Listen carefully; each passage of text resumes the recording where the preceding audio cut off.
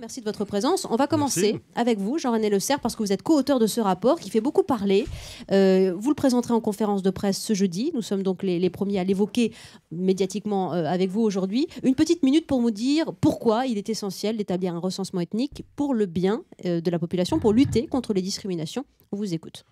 Si vous voulez, ce rapport, nous l'avons intitulé « La lutte contre les discriminations, de l'incantation à l'action ».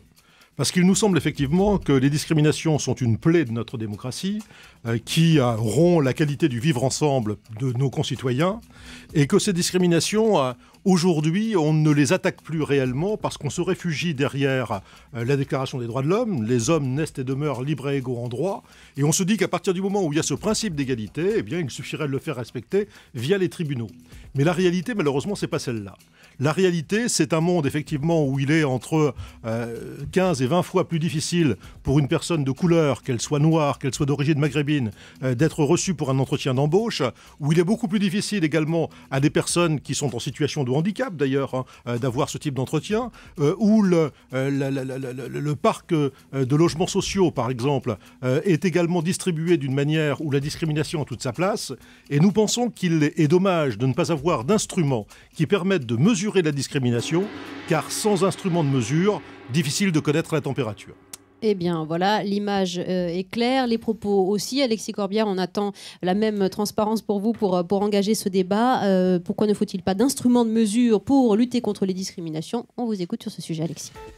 Moi, je ne suis pas favorable à ça, parce que je pense que le remède serait pire que le mal. Premièrement, c'est une idée qui tourne dans le débat public en France depuis longtemps et qui existe déjà dans certains pays. États-Unis, Grande-Bretagne, et c'est inefficace, c'est des pays dans lesquels il y a de très fortes inégalités, cela ne règle rien. C'est une usine à gaz également, parce qu'il faudrait créer des catégories ethniques. Dans certains pays, en Grande-Bretagne, il y en a 29, aux États-Unis, avec les sous-catégories, 140. Ça mène chacun à se définir qu'est-ce qu'on est exactement. Tout ça est extrêmement fumeux. Deuxièmement, sur le plan idéologique et républicain, moi je suis pas d'accord parce que ça amène chacun à se déterminer, non pas sur notre projet commun, mais qui on est. Et ça amène à cultiver, à exalter des racines en quelque sorte et à exacerber des difficultés.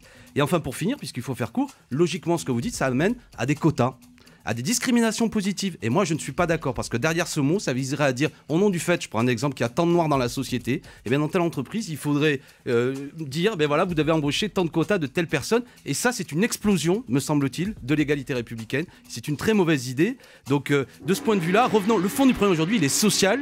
Et votre proposition, vous qui êtes un député UMP, le reproche que je vous fais, c'est que... Sénateur, pardon. Discutons des questions sociales de pourquoi il y a du chômage de masse et pourquoi dans certains quartiers, aujourd'hui, 60% de la population sont au chômage. Vous pouvez faire toutes les statistiques que vous voudrez. Cette réalité, vous ne l'empêcherez pas. Donc, ne faisons pas de discussions qui sont des à côté du vrai problème. Vous seriez donc à côté, Jean-René Le Cerf, compte tenu de ce que dit Au nom Alexis d'une bonne Corbière. idée que...